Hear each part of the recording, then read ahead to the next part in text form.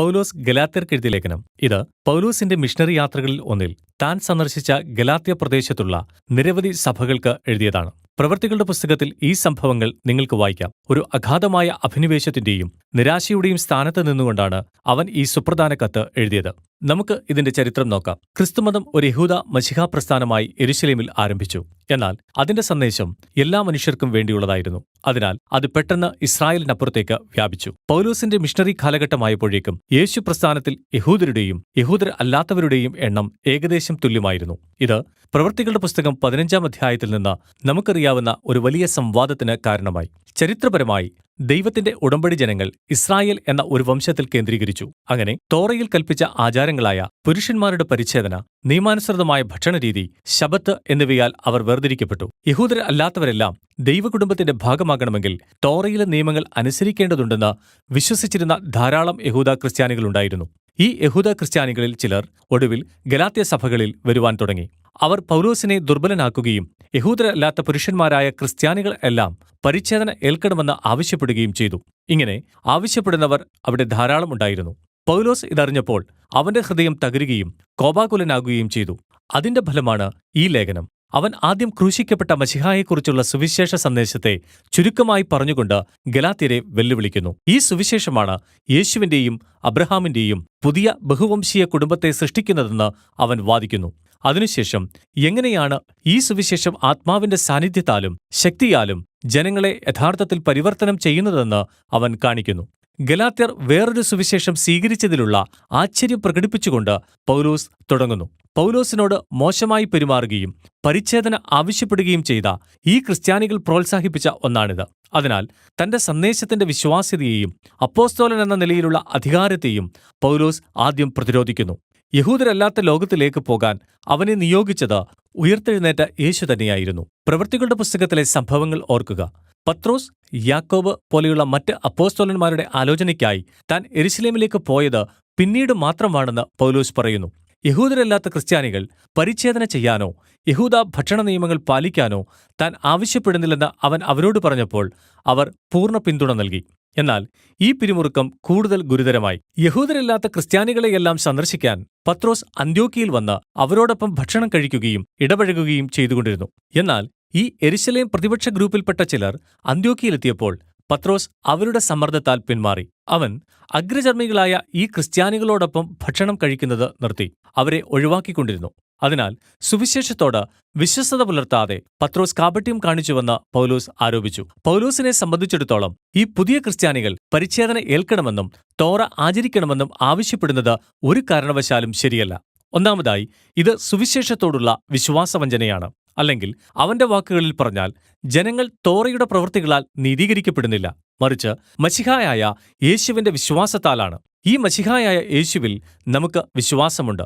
നീതീകരിക്കപ്പെടുക, അതായത് അക്ഷരാർത്ഥത്തിൽ നീതിമാനെന്ന് പ്രഖ്യാപിക്കപ്പെടുക എന്നത് പൗലോസിനെ സംബന്ധിച്ചിടത്തോളം പഴയ നിയമത്തിലെ അർത്ഥവ്യാപ്തിയുള്ള ഒരു പദമാണ്. ഇത് ഒരു വ്യക്തി താനുമായി ശരിയായ ബന്ധത്തിലാണെന്ന് ദൈവം പ്രഖ്യാപിക്കുന്നതാണ്. അതുകൊണ്ട് അവർ ക്ഷമിക്കപ്പെട്ടിരിക്കുന്നു. അവർക്ക് ദൈവകുടുംബത്തിൽ ഒരു സ്ഥാനവും നൽകപ്പെട്ടിരിക്കുന്നു. മാത്രമല്ല, അവർ ദൈവകൃപയാൽ രൂപാന്തരപ്പെട്ടുകൊണ്ടുമിരിക്കുന്നു. യേശുവിലുള്ള വിശ്വാസത്താൽ അല്ലാതെ തോറയുടെ കൽപ്പനകൾ പാലിച്ചുകൊണ്ട് ആർക്കും നീതീകരിക്കപ്പെടാനാവില്ല എന്നത് പൗലോസിന്റെ ബോധ്യമാണ്. ഇത് അർത്ഥപുഷ്ടിയുള്ള ഒരു പദപ്രയോഗമാണ്. നമുക്ക് പകരം ജീവിക്കുന്നതിലും മരിക്കുന്നതിലുമുള്ള യേശുവിന്റെ സ്വന്തം വിശ്വസ്തതയെ ഇത് സൂചിപ്പിക്കുന്നതാകാം. അല്ലെങ്കിൽ ഇത് യേശുവിനോടുള്ള നമ്മുടെ തന്നെ വിശ്വാസത്തെയും ഭക്തിയെയും സൂചിപ്പിക്കുന്നതാകാം. ഏതുവിധത്തിലും ആശയം വ്യക്തമാണ്. ജനങ്ങൾ നീതീകരിക്കപ്പെടുന്നത് ദൈവം അവർക്കു വേണ്ടി യേശുവിലൂടെ ചെയ്ത കാര്യങ്ങളിൽ വിശ്വസിക്കുന്നതിലൂടെ മാത്രമാണ്. അവർ തങ്ങൾക്കു വേണ്ടി ചെയ്യുന്ന കാര്യങ്ങളാലല്ല. പൗലോസിന്റെ സുവിശേഷത്തിന്റെ ഹൃദയഭാഗത്ത് ഈ അവകാശവാദമുണ്ട്. ജനങ്ങൾ മശിഹായായ യേശുവിൽ വിശ്വസിക്കുമ്പോൾ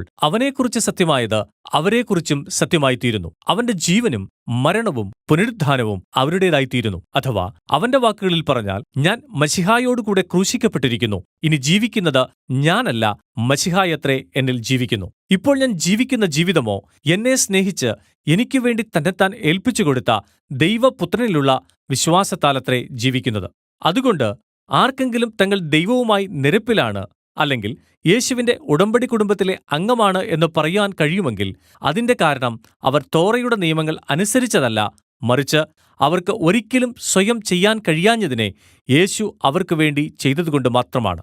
യേശു നിവർത്തിച്ച കാര്യങ്ങളെപ്പറ്റിയുള്ള ഈ ആഴമായ ബോധ്യം ദൈവത്തിന്റെ ഉടമ്പടി കുടുംബത്തിൽ ഇപ്പോൾ അംഗമാകാൻ കഴിയുന്നവർക്കും ആ കുടുംബത്തിലെ ഒരു അംഗമായി ജീവിക്കുന്നതിന്റെ അർത്ഥം അന്വേഷിക്കുന്നവർക്കും വലിയ സൂചനകൾ നൽകുന്നു. അങ്ങനെ പൗലോസ് ആദ്യം ഉൽപ്പത്തിയിലെ അബ്രഹാമിനെക്കുറിച്ചുള്ള ചരിത്രത്തിലേക്ക് തിരിയുന്നു. ഒരു ദിവസം എല്ലാ ജനതകളും അവനിലൂടെയും അവന്റെ സന്തതിയിലൂടെയും ദൈവാനുഗ്രഹം കണ്ടെത്തുമെന്ന ദൈവത്തിന്റെ വാഗ്ദത്തത്തിൽ ആശ്രയിച്ചുകൊണ്ട് വിശ്വസിച്ചതിനാൽ അബ്രഹാം ദൈവമുമ്പാകെ നീതീകരിക്കപ്പെടുകയും നീതിമാനായി പ്രഖ്യാപിക്കപ്പെടുകയും ചെയ്തത് എങ്ങനെയെന്ന് അവിടെ കാണുന്നു. ദൈവത്തിന്റെ എപ്പോഴുമുള്ള ഉദ്ദേശം തോറയുടെ നിയമങ്ങളാലല്ല, മറിച്ച് വിശ്വാസത്തിന്റെ അടിസ്ഥാനത്തിൽ അവനുമായി ബന്ധപ്പെടുന്ന ഒരു വലിയ ബഹുവംശീയ കുടുംബം ഉണ്ടാകുക എന്നതായിരുന്നു. എന്നാൽ ഇതൊരു സുപ്രധാന ചോദ്യം ഉയർത്തുന്നു.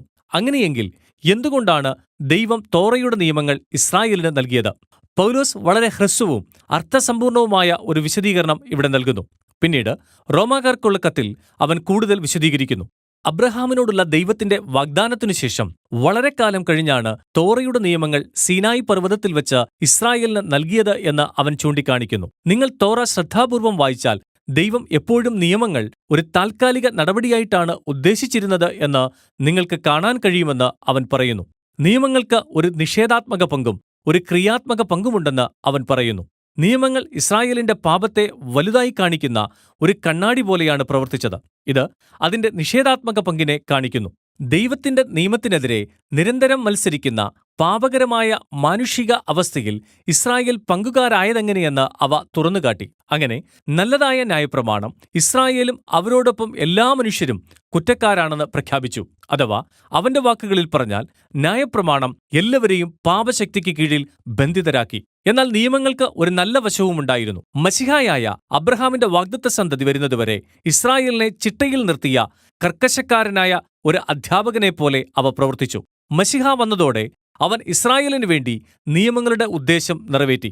യേശു ദൈവത്തെയും അയൽക്കാരനെയും യഥാർത്ഥത്തിൽ സ്നേഹിച്ച വിശ്വസ്തനായ ഇസ്രായേലിനായിരുന്നു.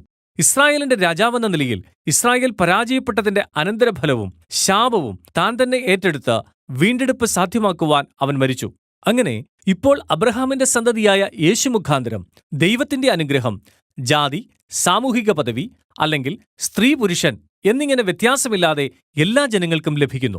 പൗലോസിനെ സംബന്ധിച്ചിടത്തോളം യഹൂദരല്ലാത്ത ക്രിസ്ത്യാനികൾ തോറ ആചരിക്കാൻ ആവശ്യപ്പെടുന്നത് അർത്ഥശൂന്യമാണ്. ഇത് യേശു ദൈവത്തിന്റെ വാഗ്ദാനം നിറവേറ്റുകയോ നമ്മുടെ പാപങ്ങൾ പരിഹരിക്കുകയോ ചെയ്തിട്ടില്ല എന്ന് വിചാരിക്കുന്നത് പോലെയാണ്. യേശുവിലൂടെ നമുക്ക് ലഭിച്ച പുതിയ സ്വാതന്ത്ര്യത്തെയും ആത്മാവിന്റെ ദാനത്തെയും ഇത് അവഗണിക്കുന്നു. ഇത് ഒരു വംശീയ കുടുംബത്തിന് ദൈവത്തിന്റെ വാഗ്ദാനത്തെയും അനുഗ്രഹത്തെയും പരിമിതപ്പെടുത്തുന്നു. എന്നാൽ തോറയുടെ നിയമങ്ങൾ ദൈവേഷ്ടപ്രകാരം ജീവിക്കാനുള്ള തെളിയിക്കപ്പെട്ട വഴികാട്ടിയാണ് എന്ന് പൗലോസിന്റെ എതിരാളികൾ വാദിച്ചേക്കാം. യഹൂദരല്ലാത്ത ക്രിസ്ത്യാനികൾ ഇത് എങ്ങനെ അറിയും? ആത്മാവിലൂടെയുള്ള യേശുവിന്റെ രൂപാന്തരപ്പെടുത്തുന്ന സാന്നിധ്യമാണ് ഇതിനുള്ള മാർഗമെന്ന് 5-6 അധ്യായങ്ങളിൽ വിവരിച്ചുകൊണ്ട് പൗലോസ് പ്രതികരിക്കുന്നു. തോറയിലെ നിയമങ്ങൾ നല്ലതാണ്, അവ ജ്ഞാനമാണ് എന്ന് പൗലോസ് പറയുന്നു. വാസ്തവത്തിൽ യേശു ചെയ്തതുപോലെ നിന്നെപ്പോലെ തന്നെ നിന്റെ അയൽക്കാരനെയും സ്നേഹിക്ക എന്ന കൽപ്പനയിൽ അവയെല്ലാം സംഗ്രഹിക്കാം. നിയമങ്ങൾ നല്ലതു തന്നെ, എന്നാൽ അവ ഇസ്രായേലിന് അനുസരിക്കാനുള്ള ശക്തി നൽകിയില്ല. എന്നാൽ ഒരു നല്ല സുവാർത്ത ഇതാണ്, അതായത് യേശു നമുക്ക് വേണ്ടി നിയമങ്ങൾ നിറവേറ്റി. ഇപ്പോൾ അവൻ ആത്മാവിലൂടെ നമ്മിൽ വസിക്കുക മാത്രമല്ല, മറ്റുള്ളവരെ സ്നേഹിച്ച് നിയമം നിറവേറ്റുന്ന പുതിയ മനുഷ്യരായി തന്റെ ജനത്തെ അവൻ മാറ്റുന്നു. അതിനാൽ പഴയതും പുതിയതുമായ ഈ മനുഷ്യ സ്വഭാവങ്ങൾ തമ്മിലുള്ള വ്യത്യാസം പൗലോസ് കാണിക്കുന്നു. പഴയ മനുഷ്യത്വത്തിന്റെ സ്വഭാവങ്ങൾ വ്യക്തമാണ്. ഇവ മനുഷ്യരെ മനുഷ്യത്വമില്ലാത്തവരാക്കുകയും ബന്ധങ്ങളെയും മുഴുവൻ സമൂഹങ്ങളെയും നശിപ്പിക്കുകയും ചെയ്യുന്ന സ്വഭാവങ്ങളാണ്. തോറയിലെ നിയമങ്ങൾ ഈ പെരുമാറ്റങ്ങളെ വിലക്കിയപ്പോൾ യേശു അവയെ യഥാർത്ഥമായി ക്രൂശിൽ മരിപ്പിച്ചു. ഒരു വ്യക്തി യേശുവിൽ വിശ്വസിക്കുകയും ആത്മാവിനെ ആശ്രയിച്ച് ജീവിക്കുകയും ചെയ്യുമ്പോൾ അവന്റെ ജീവിതം അവരുടേതായിത്തീരുകയും പൗലോസ് ആത്മാവിന്റെ ഫലം എന്ന് വിളിക്കുന്നത് പുറപ്പെടുവിക്കുകയും ചെയ്യുന്നു. ഇതാണ് യേശുവിന്റെ ജീവിതരീതി. ഇത് തന്റെ കുടുംബത്തിൽ പുനരുൽപ്പാദിപ്പിക്കാൻ അവൻ ആഗ്രഹിക്കുന്നു. അങ്ങനെ അവർ സ്നേഹം, സന്തോഷം, സമാധാനം, ദീർഘക്ഷമ, ദയ, പരോപകാരം, വിശ്വസ്തത, സൗമ്യത, ഇന്ദ്രിയജയം എന്നിവയുള്ള ആളുകളായിത്തീരുന്നു.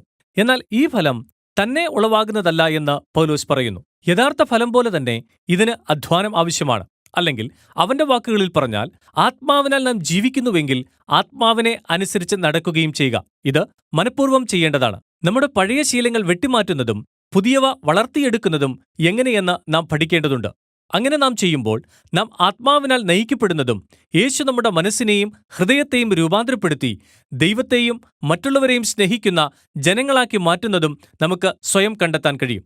ഈ വിധത്തിൽ മശിഹായുടെ തോറ എന്ന് പൗലോസ് വിളിക്കുന്നതിനെ യേശുവിന്റെ ജനങ്ങൾ നിറവേറ്റുന്നു. ഒടുവിൽ ക്രിസ്ത്യാനികൾ തോറ ആചരിക്കുകയോ പരിച്ഛേദന ഏൽക്കുകയോ ചെയ്യണമെന്ന് ആവശ്യപ്പെടുന്നത് തികച്ചും തെറ്റായൊരു കാര്യമാണെന്ന് പൗലോസ് ഉപസംഹരിക്കുന്നു. ദൈവത്തിന്റെ പുതിയ സൃഷ്ടിയായ ഈ പുതിയ ബഹുവംശീയ കുടുംബമാണ് പ്രധാനം.